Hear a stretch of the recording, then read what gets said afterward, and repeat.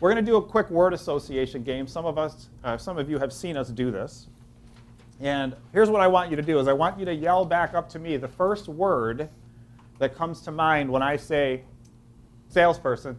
Sleazy. Sleazy. Pushy. Car salesman. Annoying. So what we have is we have this mindset in our mind that sales is pushy, it's annoying, it's sleazy. So quite naturally, do we want to be that? No. So we shut it down after the first call or after the second call. That's what 72% of all people are doing because we don't want to be viewed that way. So let's think about this. Really think about this. What if everybody loved salespeople? You'd be like, I can't wait to call people. People are, oh my God, it's the salesperson on the phone. Yes, right? You'd be making calls, wouldn't you? So the problem is not a fear around calls. It's the fear of how we're going to be perceived when we do it. And it ties back to our belief around sales and what sales really is. And what we do is we take that belief that we have and we project that outward like a laser right onto Michelle, right? Here's my belief about sales. I'm going to project that right onto you. I think sales is sleazy, so I'm not going to call you that often, right? We project it outward right onto our prospects, and then our success gets dramatically inhibited.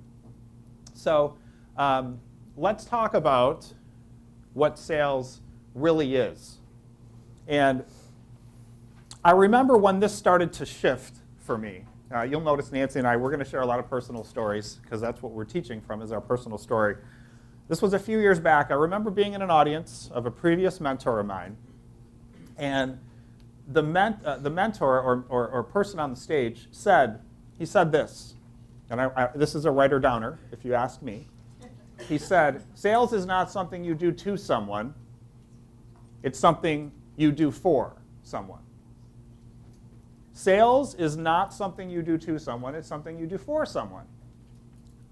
Now, have you ever had a moment where you're sitting in an audience and you hear a speaker say something, and it's probably going to happen in the next couple of days for all of you, and you look up at the speaker and you think, that's bull crap.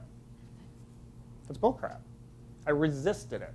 I said, that's not true at all. I go out, I get the sale. I get the money. How could it be something that I'm doing for them?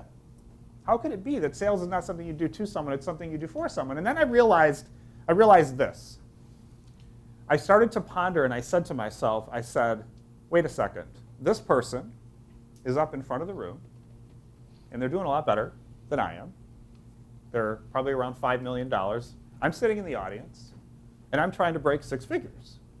Who's probably correct? So, and then I went, yeah, but that's bull crap. That's bull crap. And then I said to myself this, and this is what I want to challenge all of you to do. If you think this is bull crap, I want you to ask yourself this question. How would I behave differently if I thought this were true? Even though I don't, how would I behave differently if I thought it were true? Because that's what I said to myself.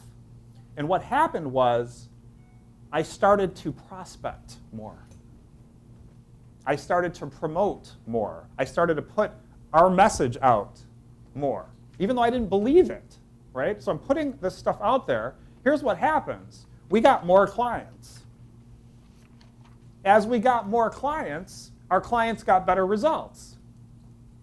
And as the clients are getting the great results, I'm going, wait a minute. Sales is not something you do to someone, it's something you do for someone. Oh my God, it really is.